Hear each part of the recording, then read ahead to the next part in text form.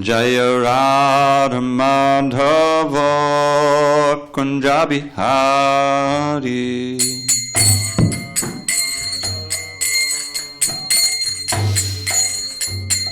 Jaya Radha Madhava Kunja Bihari.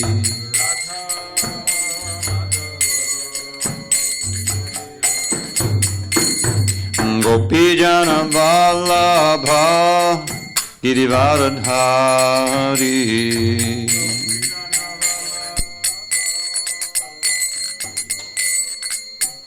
Jaya Gopijana Vallabha Girivaradhari.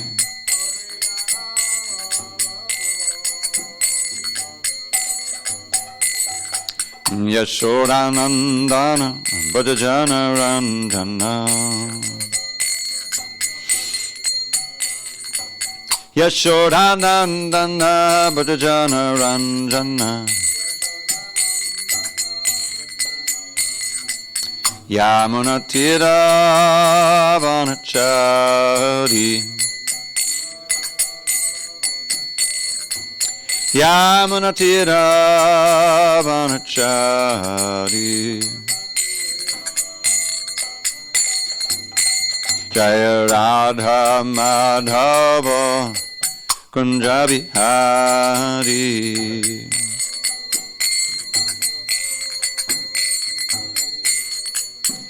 Jaya Radha Madhava Kunja Bihari.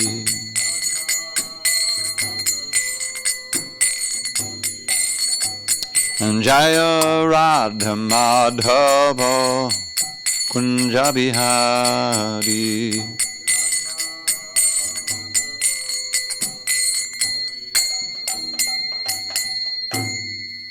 Jai Mr. Pad Paramahansa Parujikacharya Ashtotar Shri Srimad. His Divine Grace Srila A.C. Bhaktivedanta Swami Prabhupada Ki Jai. ISKCON BBT Founder Acharya Srila Prabhupada Ki Jai. Jaya Vishnupad Paramahansa Parujikacharya Ashtotar Shri Srimad. His Divine Grace Srila Bhakti Siddhanta Saraswati Thakur Ki Jai. Ananda Koti Vaishnava Ki Jai. Namacharya Srila Haridas Thakur Ki Jai. Kantaraj srimadbhagavatam Ki Jai. Samaveda Bhaktavinda Ki Jai. All glories to the assembled devotees. All glory to the assembled devotees. All glories to the assembled devotees. All glory to Shri Guru and Gauranga. So before we begin, I'd like to just read this actual translation of the song that we sing every morning, Shri Guru Charana Padma.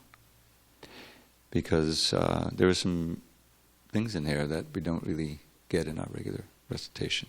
But because it's hardwired, we're not going to change it, except for that one thing I changed.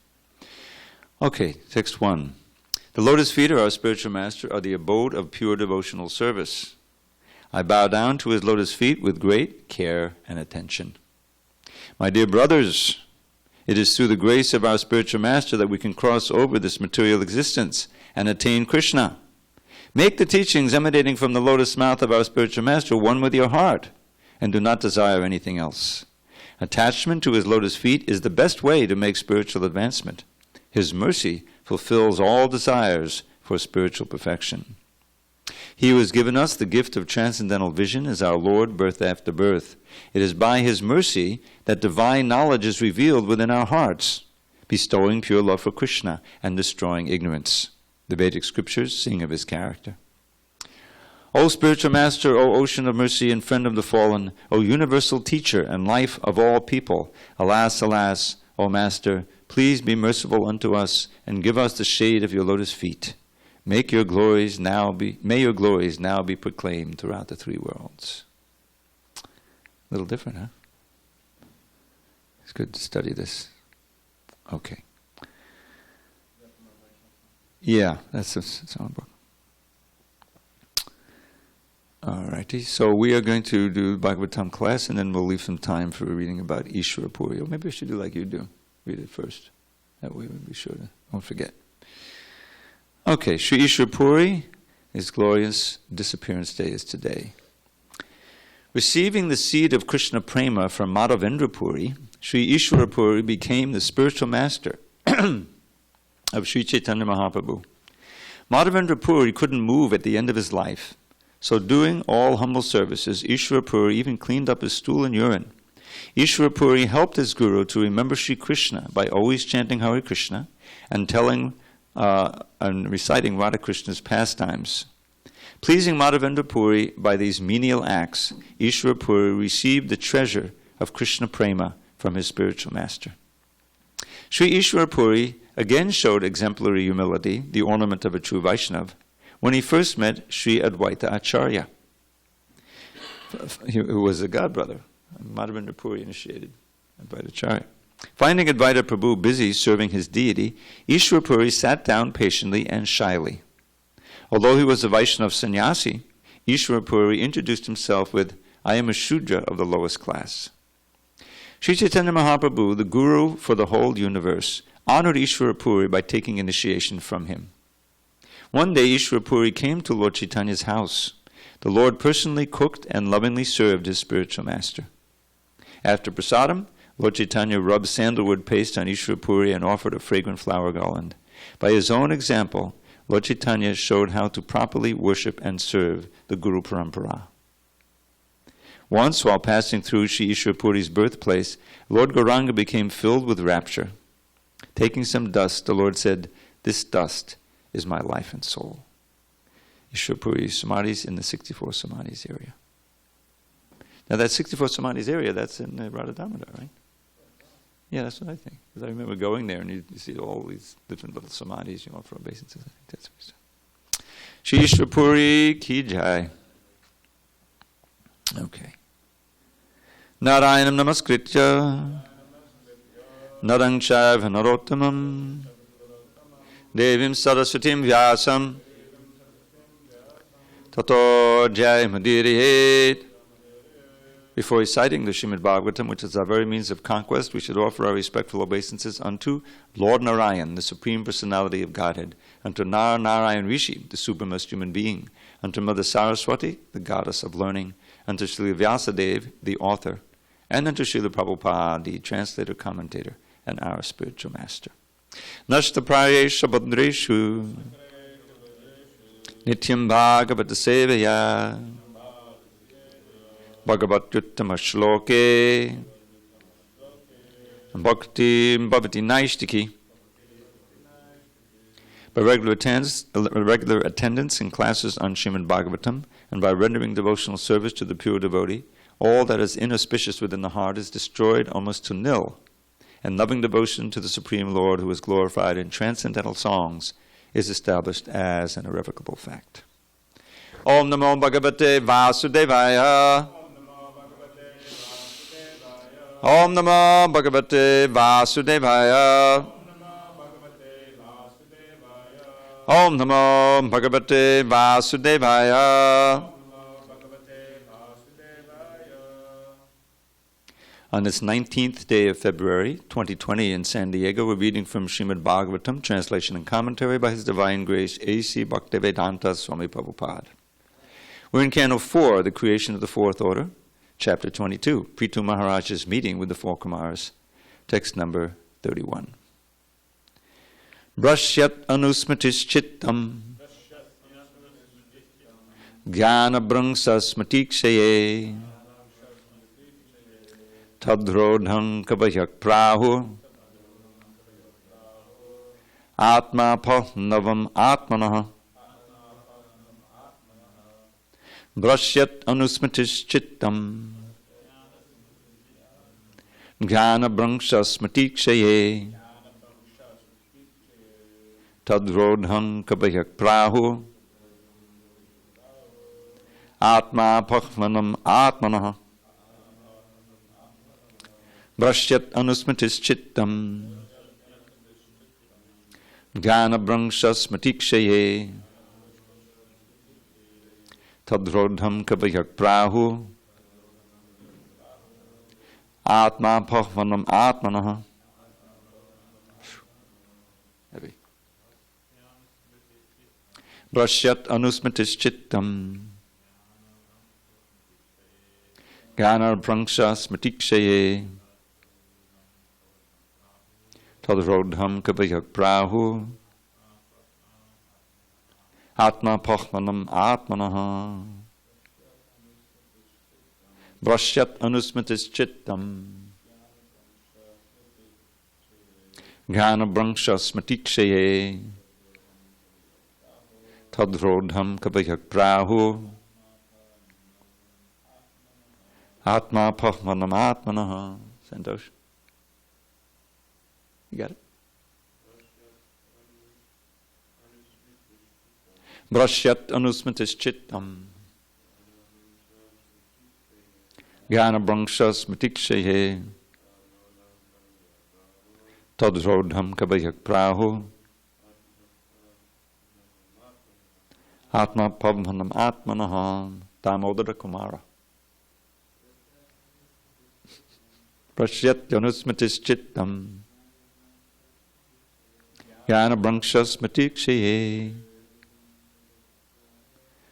Tam Kabhyak Prahu.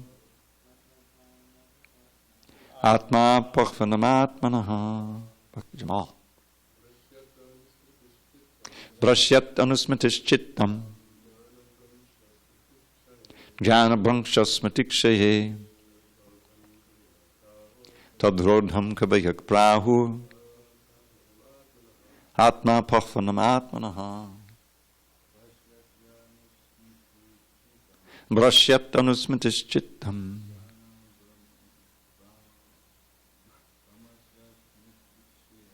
Jnana Branksha Smatikshaye. Tadrodham Kabhyak Prahu. Atma Pavhanam Atmanaha. Brashyati becomes destroyed. Anusmitihi, constantly thinking. Chittam, consciousness. Jnana Brankshaha, bereft of real knowledge. Smatikshaye, by destruction of remembrance. Tatrodham, choking that process. Kaviyaha, great learned scholars. Prahu, have opined. Atma, of the soul. Apathanam, apatnavam, destruction. Atmanaha, of the soul. Translation. So, Sanat Kumar speaking to Maharaj Prithu. When one deviates from his original consciousness, he loses the capacity to remember his previous position or recognize his present one. When remembrance is lost, all knowledge acquired is based on a false foundation. When this occurs, learned scholars consider that the soul is lost. Purport. The living entity or the soul is ever existing and eternal. It cannot be lost, but learned scholars say that it is lost when actual knowledge is not working. That is the difference between animals and human beings. According to less intelligent philosophers, animals have no souls. But factually, animals have souls. Due to the animals' gross ignorance, however, it appears that they have lost their souls. Without a soul, a body cannot move. That is the difference between a living body and a dead body. When the soul is out of the body is called dead. The soul is said to be lost when there is no proper knowledge exhibited. Our original consciousness is Krishna consciousness, because we are part and parcel of Krishna. When this consciousness is misguided, and one is put into the material atmosphere, which pollutes the original consciousness, one thinks that he is a product of the material elements. Thus one loses his real remembrance of his position as part and parcel of the Supreme Personality of Godhead, just as a man who sleeps forgets himself. In this way, when the activities of proper consciousness are checked, all the activities of the lost soul are performed on a false basis. At the present moment, human civilization is acting on a false platform of bodily identification. Therefore, it can be said that the people of the present age have lost their souls, and in this respect, they are no better than animals. Om Jnana Timirandasya Jnananjana Shalakaya Chakshu Unmidatam Mena Tasmai Shri Gurave Namaha. I was born in darkness of ignorance, but my spiritual master Srila Prabhupada opened my eyes with the torchlight of knowledge. I offer my humble obeisance unto him and all members of Sri Parampara. So, this idea of lost souls, sometimes we read in Prabhupada's books of the forgotten souls. Actually, no soul is forgotten because Krishna is always there in the heart. But we're forgetful souls. That was one of the corrections in the Bhagavad Gita, where Prabhupada, he would use the word forgotten to mean forgetful sometimes, and he calls Arjuna a forgotten soul. He's now a forgetful soul. So that's what's being described here. The forgetful souls, what have they forgotten? Remember the previous verse, a very key verse. When one's mind and senses are attracted to sense objects for enjoyment, the mind becomes agitated. As a result of continuously thinking of sense objects, one's real consciousness almost becomes lost, like the water in a lake that is gradually sucked up by the big grass straws on its bank. So, in this material world, we're in a kind of a tenuous position, meaning that because we're minute, because we're infinitesimal, and we're marginal potency of Krishna, we can be attracted by the material energy and absorbed in that, and then forget who we actually are. This is explained in very dramatically in the 11th canto by the 9 Yogendras. How does fear arise? Why should we be fearful? If we understand we're part and parcel of Krishna and his protection, if we really believe that, then we wouldn't be fearful. But we forget that. How? Bhayam dvitiya bandhaveshataksad ishadapeta srimadbhagavatam asmati. Notice the word asmati is there. That comes in this verse and also the previous verse. So, fear arises when the marginal living entity withdraws his attention from Krishna and wants to forget Krishna, and puts it on the material energy. This is called vidya anubhinavesha, which means becoming absorbed in the dualities of this world, or the second energy of Krishna. He's got the internal energy and he's got the external energy. So, and to do that, ishadapetasa, you have to turn away from the Lord. Turn your back. That's why it's an offense to turn your back on others. It's said, it's an offense to sit with one's back to the Lord. We know that, But I can't, I'm just viscerally unable to walk, or stand with my back to the deity. So you mean going back and forth. That's why I go back and forth. This way, and this way I don't go back and forth, if you're walking up and down the temple. So that turning your back on the Lord, and not just turning your back, but becoming absorbed in his external energy, that's the source of our fear, because we forget. We forget that we have this wonderful protection and master in Krishna. That's what you forget. So then you're absorbed in trying to lord it over the material energy and enjoy the material energy. And we know what happens is that the consciousness becomes more covered, and you go from body to body, and you lose your human form of life because you become more and more covered. And so then you go to the animal life. And the animals have souls, but they're completely blocked off from any understanding of themselves as souls, is certainly what to speak of Krishna. And so it's said that they're kind of lost souls, but temporarily lost. The lost souls can be found again. In other words, the devotees, Krishna himself, are looking for these lost souls and inviting them, come, turn toward Krishna again, somehow or other, and learn who you really are. That's what the preaching mission is. So now here it's analyzed. When we deviate from our original consciousness, that means we're in Maya. We lose the capacity to remember our previous position or recognize our present one. So all of that is lost. It's just like you're in a dream. You forget all about your day life. You may have another identity, a whole set of other relations. It's probably, cobbled together from your actual friends and family and everything. But it's a different experience. You're completely in a different world. And so that's what we're living now. That's what everyone in this material world is living, an artificial life, a life that's.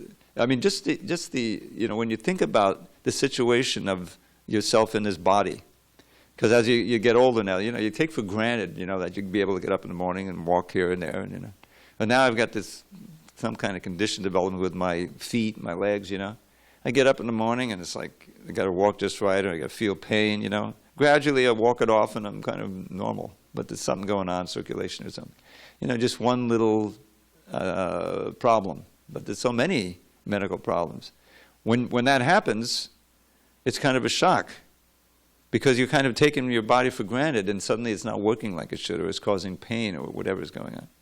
So that's the situation we're in, life after life. Now in animal bodies, we have no reflection. It's just what it is. You completely identify with your situation, and you act like a dog, you act like a bird or whatever, insect, whatever you may be, for a certain term, and then boom, you get eaten up or you die of old age or whatever it is, and next body, next body, next body. Completely forget the previous body. So human life is meant to be used to escape from this chained victimization of karma and reaction and darkness. Anusmriti, or vismriti, means forgetfulness. I was reading this verse for the class, and I was thinking about a class Prabhupada was giving, because I listen to a class every morning, and it was wonderful verses, wonderful classes on the second chapter of Bhagavad Gita, mostly in 26 Second Avenue. And Prabhupada, he still has some of that Indian accent, and that kind of a cadence. This is very endearing. And he's so excited. You can hear the energy in his voice. Finally, after all this struggle, he's got an audience he can speak to and are drinking it in. He's got him chanting and everything, so he's on fire. So he's speaking of this, these verses in the Bhagavad Gita, well known, I think 60, 61 or 62, 63, the Dhyayato Vishayanpung Sangastesha Vijayate. This was referred to yesterday by Dharmaseta Prabhu. Very appropriate. So in those two verses, it's interesting because it's a section where he's first describing the nature of one whose consciousness is fixed on him. Prajahati yada kaman sarvan partamanogathan atmaneva vidatushtas chitta pragyastadoshi. One whose consciousness is fixed, chitta pragya. Here's the description, 3 or 4 verses. So the first one is completely rejecting. Prajahati means throw away completely. Whatever material desires arise from the mind. Kaman sarvan partamanogathan, because they're all coming up from the conditioned mind. But a realized soul, they may come up, like with Yamunacharya, because you have so many experiences, unless you're born into a pure devotee family, raised, which is rare.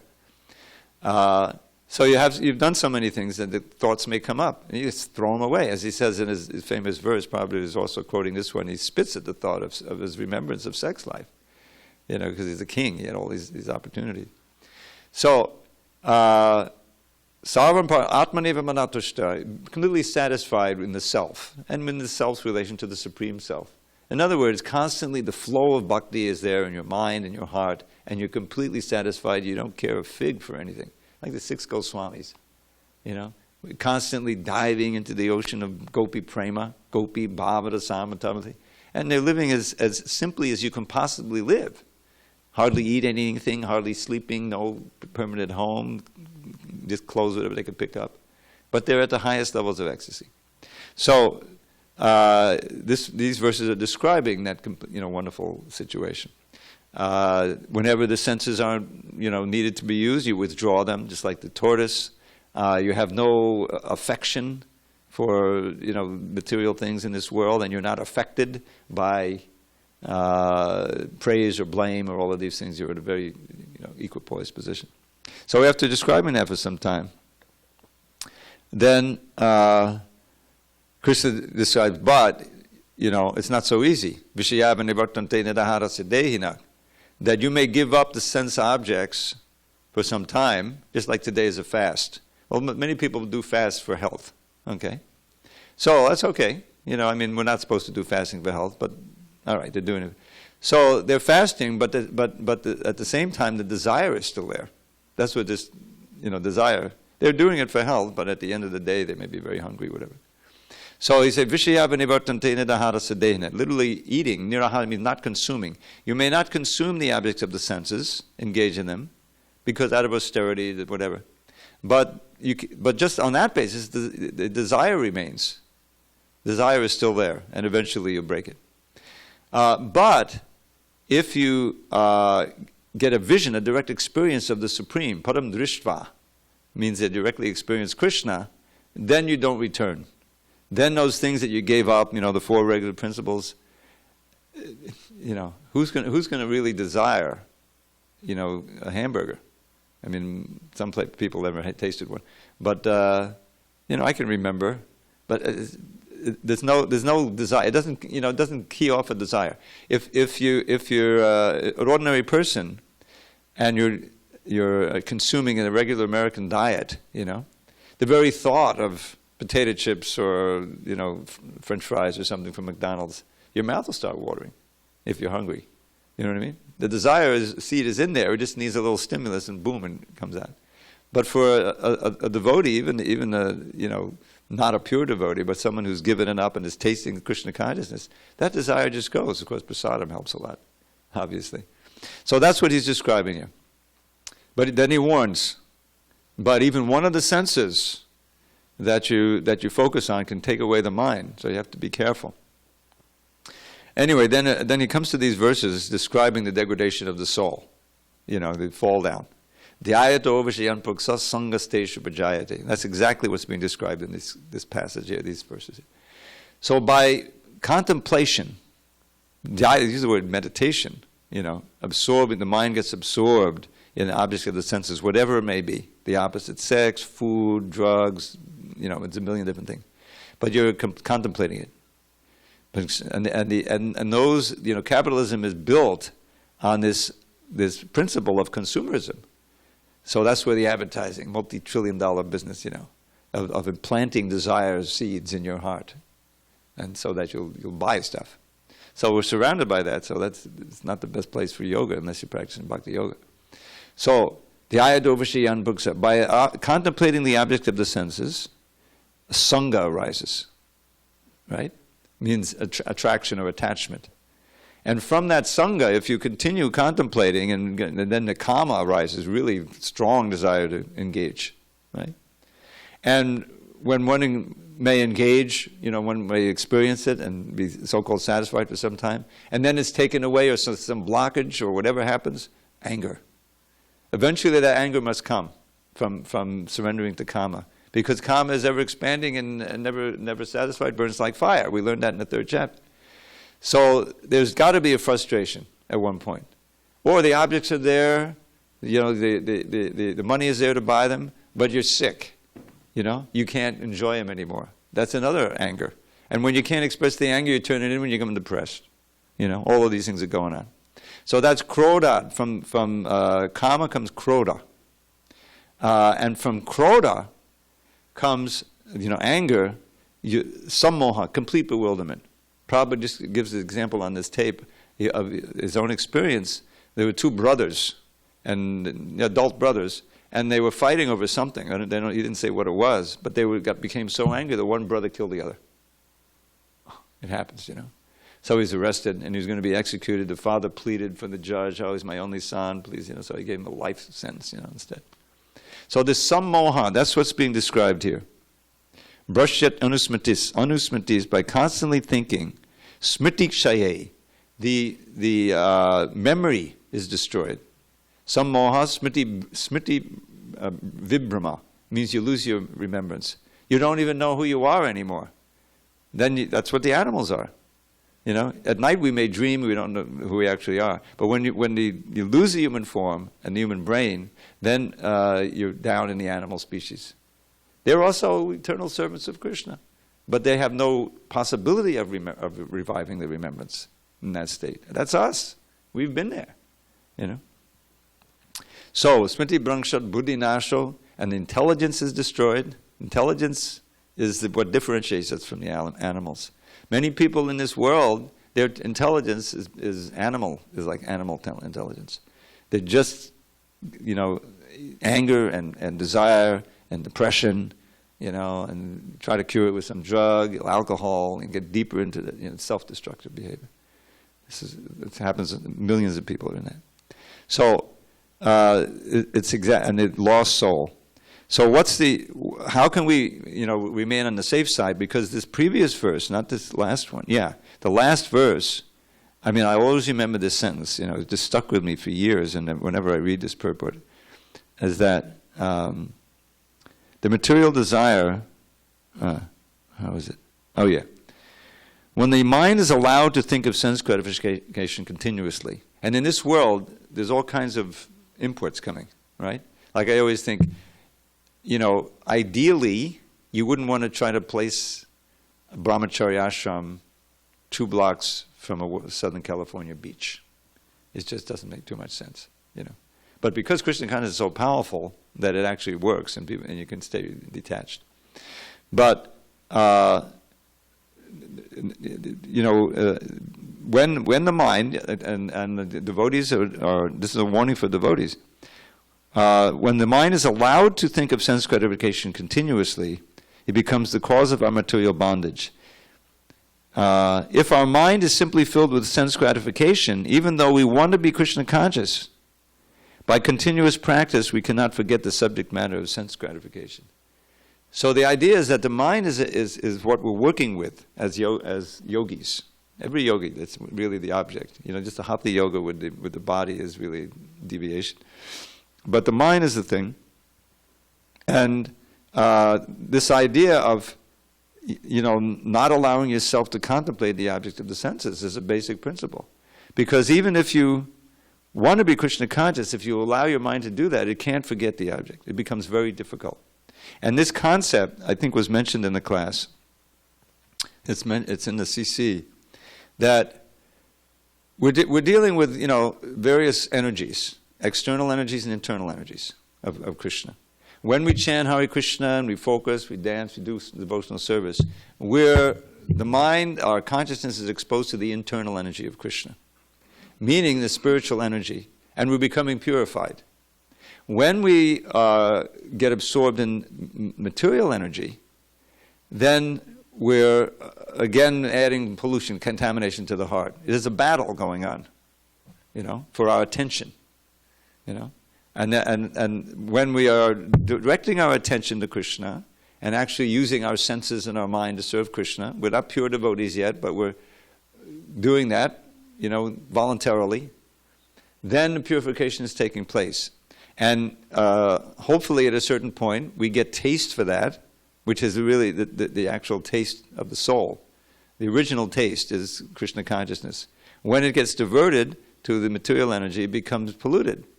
But still the taste is there. So this is Ladini Shakti. This is Krishna's pleasure energy. When we try to be the enjoyer, we're trying to emanate that Ladini Shakti. And that turns into sense gratification, which is source of suffering. But when we direct that Ladini Shakti back to Krishna, we try to love him and do those things that will evoke that love, then whatever little blips of transcendental pleasure we enjoy, and we all must enjoy some of them, otherwise we wouldn't stay around. That's a taste, or that's a little indication of what's to come. And that's described by Rupa Goswami. As you get more purified, you get onto the Nishta platform, means firm faith, and you're practicing, regularly, and you have no doubts. Your doubts are almost gone. Then you start to feel more ruchi. The name is sweeter, the deities look so beautiful, Tulsi Puja, Prasadam, preaching, everything has a certain taste to it. And that's the first indication of actual attraction to Krishna, affection for Krishna, which blossoms or deepens into bhava and prema. So that ruchi is all important, and it's possible to experience it and build on it if we're careful not to allow that pleasure energy to be turned again toward the material world. This is described. If you're allowing that to happen, then the very chanting you're doing in your sadhana is also feeding that attachment, and becomes very difficult. I gave up A, B, C, D, F, and G, but H was just, I couldn't do it. And so that H becomes, I'm not giving an analogy, it just happened to be H I stepped on, heroin, an addiction. People fighting that, even devotees. I remember back in Brooklyn, when I joined, it was like, it was like Vaikuntha. I couldn't imagine why anyone would leave, And after some time, someone left, and I was puzzled. I asked devotees. There was this one devotee who was a pioneer in book distribution. He was the main book distributor in Brooklyn at the time. He would travel in a van and distribute books all over. He'd send in his scores, and they were pretty big and everything. And this was in like 73. Things were just getting started with book distribution. And then the shock came. He had the van, he drove off. I don't know if we ever got the van back. And he had fallen back into this heroin thing that he had, no one knew. I certainly didn't know about it. And never heard of him up again. So that it's Krishna, it's the Maya's testing us. There's this particular attachment, you may not even know you had it or that it was so prominent because there was other attachments and you gave all those up and you're chanting Hare Krishna, but then there's this other thing. And it becomes a stumbling block if you're not really root out that last attachment, And that's really what Ekadashi is for, traditionally. A time when you embrace more austerities. I mean, the orthodox way, as you very well know, Ramapati, is to fast from the night before completely. I think you stay up all night. Certainly the night of Ekadashi, you stay up. And there's no water, and you spend all time chanting, and mostly with devotees. You have kirtan, speaking about Krishna, hearing about Krishna through the entire night the next day, until the morning. And then there's a breakfast, maybe some milk and sweetened milk or something. And then eventually, at the exact between the interval, you take some grains like that. But it's like you clear all the decks, and it's just hearing and chanting, for 24 hours practically. So Prabhupada didn't institute that. He knew that would be too much, but fasting from grains and beans. And he did want us to increase the hearing and chanting. He recommended 25 rounds, so many things like that. And it's meant to be a time to overcome certain stumbling blocks that have got you kind of blocked. And you may know what they are. You do more bhajan. So this idea of as Krishna says, then smriti bhrangsha, when you lose your memory and buddhi nasha, your intelligence is destroyed. Pranashyati, the soul is lost. You're down. And so then the next verse gives the solution in the Gita. Ragadvesha vimuktais vishayanindriyais atmavasya videyatma prasadam adhigacchati. You got to get the prasadam, not the food prasadam, but the grace of the Lord. How? That the key phrase is atmavasya videyatma. One can control the self, oneself, one mind and senses. That's what we're talking about here. Videyatma. By accepting these regulative principles of freedom. And this is called vidhi, like Vaidhi Bhakti, the rules and regulations, that's the stage we're in. And then, raga dvesha vimuktais tu, vishayana indriyais charan. Even when the senses and the mind are exposed to the objects of the senses, indriyais charan, raga dvesha vimukta. You're free of attachment and aversion. Aversion is the opposite side, meaning that you're ready to tolerate all kinds of, discomforts for Krishna, without freaking out, becoming angry, depressed, whatever. But simply staying, equipoised. Because you're fixed in the regulations of bhakti, which include, regulation for the mind, the senses, everything. So, and then when you get to prasadam, prasade savadukkaram hana, all your miseries are destroyed, you become naturally joyful, he describes it. So that's the path of light that we want to traverse. And this, the key element is association. This is what is it? What was I? This great verse by Jada Bharata to Maharaj Rahugana, the last verse of the 12th chapter of the 5th canto. There's only 16 verses in that chapter.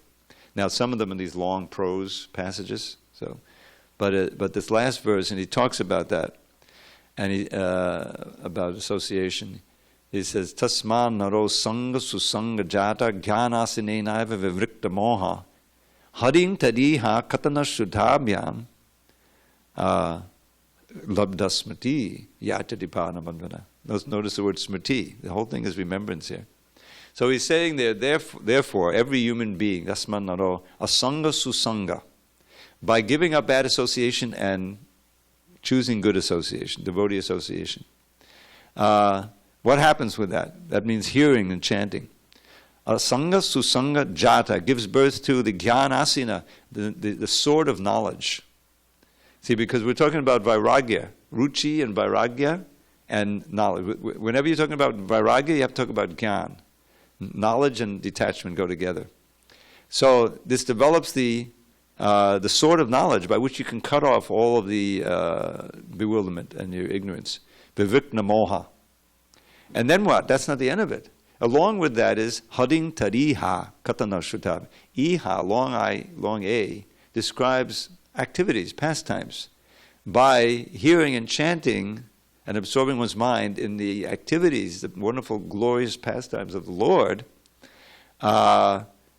one becomes attracted to Krishna. So with your knowledge, you're avoiding, and your faith, you're avoiding the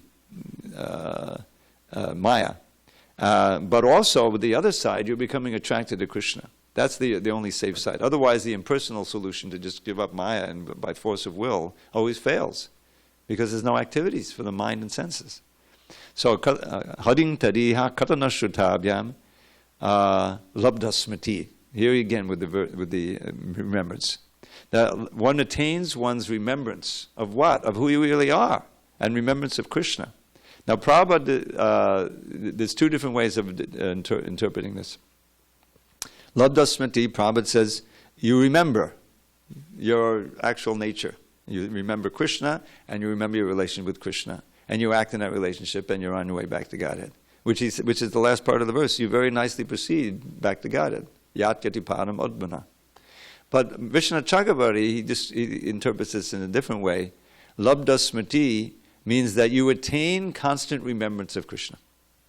And that's, throughout the Bhagavad Gita, that's a foundation, or goal, some might say, of Krishna consciousness. This constant remembrance of Krishna, sometimes, we have to force it, Hare Krishna, Hare Krishna.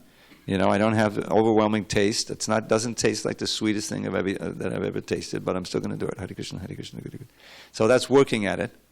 But when one actually chants spontaneously and the thoughts of Krishna are flowing, and you don't want to ever forget Krishna, that's this labda smriti, and that also, means open. The gate is open, back to Godhead. That's the main qualification for going back to Godhead. So all of this instruction from the Kumaras, positive and negative. Remember, he had so many verses about praising Prithu Maharaj for having already attained a great taste for hearing. He says one should mold one's life in such a way that you can't live in peace without drinking the nectar of Krishna Katha. But now he's giving us the other side. If you don't do that, then your mind and senses will be attracted to the object of the senses, and you'll be on that stairway, tumbling down the stairway described in the Bhagavad Gita. So there's so much wonderful instruction and knowledge here, and Prabhupada is giving us these beautiful purports. We should take advantage of it. Okay, any comments or questions on these wonderful verses and instructions from Sanat Kumar? Bhakti Jamal? Hare Krishna. Hare Krishna. Hare Bol. Thank you for the nice class. Hare Krishna. Glories Prabhupada. Very inspiring. So you were talking about, you mentioned this devotee who you knew back in the day who had that issue. And I was thinking about the verse where, unfortunately I don't know the Sanskrit, but Krishna says there's no loss or diminution on this. Nehabi krimanashosti in the Bhagavad Gita. Yeah. I should probably learn that verse. That sounds good. Good to know that one. It's a very encouraging verse. Yeah. But I was thinking about that in regards to that type of situation. Like one may engage in, but that was like you said he was a very good book Yes, distributor. he was a leader in book distribution. Yeah, and that's a very exalted service, especially if you can do it to that degree. But in relation to this verse, so if there is no loss or diminution, does that mean then that, or could that mean then that one is always steadily making progress, or could, like, back to Godhead, even if they kind of waver, or could that person just remain as they are without loss or diminution? But it's important to understand what that means, right? No, what it means is that it's not lost, but it's covered for some time. In other words, I don't know what happened to that individual. I never heard of him since then. This is in 1974, so it's been a while. And just knowing secondhand, thank God I never knew firsthand, how powerful these addictions could be, especially to something like heroin, my God. It's and since I didn't hear about him, it's likely that he didn't come back, at least not, within the association of devotees. So, but still, he may have died by now. And so whatever he did, that's going to be part of the mix for him for his next life. In other words, he'll get, born into a situation where he'll meet devotees. I doubt if he'll probably in the devotee family, but who knows. And he'll be able to start again where he left off. Whatever he did for Krishna, whatever he had cultivated, that's a certain percentage. The Prabhupada said you may do 5%, 10%, but next life you start 11%. But it's, it's such a painful to contemplate. You have to take birth again, and all of, the other things he did. There's some karma that's going to have to go through. So it's not lost, but it's suspended. It's suspended. It's still in, it's sure to be a human life, birth, that Prabhupada assured us. And you're sure to be able to take up, Krishna consciousness again. And, make, it often, you can almost sense it, that, two brothers both get exposed to Krishna consciousness, you get a book, and one is like, oh my God, this is what I've been looking for. Hey, Billy, check it out. Are you nuts? I would never go near those Hare Krishnas. Or something like that, The same family, and, but there's just, it's not there. The background isn't there. So that's what that means. It certainly doesn't mean that there can't be some, backfall, because we've seen that enough in ISKCON. What to speak of a leading book distributor, a leader in the movement, did something, let himself to get deviated, and did things that you wouldn't have imagined he could do. And so it's I wouldn't say call it a tightrope. How about a razor's edge? There's a verse about that. And that means you can get cut. It doesn't mean you get killed. It means you get cut, you get injured, and your Krishna consciousness can be halted for an entire lifetime. Or it can be halted for some time until somehow or other you see the light and you make a great effort to come into the association of devotees, and you're able to pick up, at least somewhat from where you were, even in one lifetime. That's also happened. But it's categorically different from any material advancement, which is 100% lost by the force of time. Now you can perform material pious activities and become wealthy. There's all that path, but that doesn't get you 1 inch closer back to Godhead. That's a huge deviation. So these are sobering story. We have our Bharat Maharaj, who just for getting attached to a fawn. I often thought, well, what would be the proper way that he would have handled that? You can't. As a devotee, if you see a little fawn struggling for breath, trying to get out of the river and escape from this horror scene of her dead mother, what devotee is just going to say, "Oh, Hare Krishna"? No, let's see if we can help, right? To do something. But then, at what point do you say, well, okay, I've helped this fawn now, and they may still be dependent on me, but I can't allow my entire spiritual life to be. He should have left. He should have walked away. When the fawn was, somewhat situated and he was fed, and he said, goodbye, I leave you, and that has to be at a certain point. Just like sannyas. Have you ever thought? That sometimes a very traumatic situation, for the family, because they're not on the platform. Even Prabhupada's family, they were shocked. They were. Yeah, these kids were somewhat grown by then, but the wife was still there, independent. There's always, look, Lord Chaitanya with his wife, he had a whole thing, and then he showed his forearm for him, okay. But it's there's always, sometimes it's very difficult to break those ties. So that would have been the way. But he got, this is an example. All that spiritual energy is on the Bhava platform. And that love, that's budding for Krishna, he's expressed it toward the little fawn. And naturally that fawn, responded. And so then he's meditating, the fawn's nibbling on his ear, oh, maybe he's hungry, It's all breaking his meditation. So that, and it's been explained. He had no association. He wasn't, he wasn't consulting a guru or anything. He was a very powerful yogi, but he had to take that other birth. So what to speak of us? We go off into who knows what. I mean, there's been so many stories, but yeah, they're blessed. They're blessed by association with Prabhupada and whatever they've done, and that will be, determining of a large part of the next life. Go ahead, give Damodar. I called you by your official name. I won't do that again. I'm sorry. We discussed it. Damodara Kumara. Nobody says that. Go ahead. They say that the strongest. I'm sorry. You got to speak in that mic. Hare Krishna. They say that the best means of a strong defense is a strong offense. Exactly. So book distribution is like you're going out there and you're developing your spiritual muscles because you're going against head-on with the material energy. Yeah. And I was just thinking about, what are some of the different challenges we experience as book distributors. Sometimes it happens, gross fall downs. It's like it's probably less likely. But I would even say we should have fear because you would say what? I say that we should have fear for our internal material desires that may still be there. So gross fall down can happen at any moment because Maya is just that powerful. We don't know.